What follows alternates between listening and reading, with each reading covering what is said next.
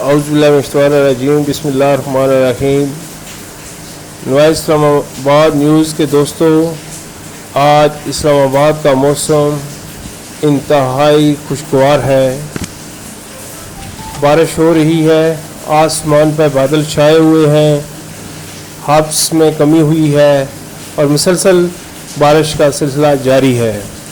आज इस वीडियो के अंदर हम आपको इस्लामाबाद का एक बारिश का खूबसूरत मंज़र पेश